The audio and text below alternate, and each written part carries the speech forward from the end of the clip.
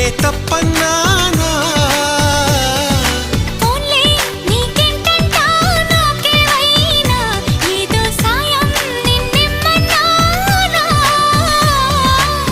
వలపంటే నిప్పు లాంటిది కలకాలం దాచలేనిది సలహా విని ఒప్పుకోవే ఇక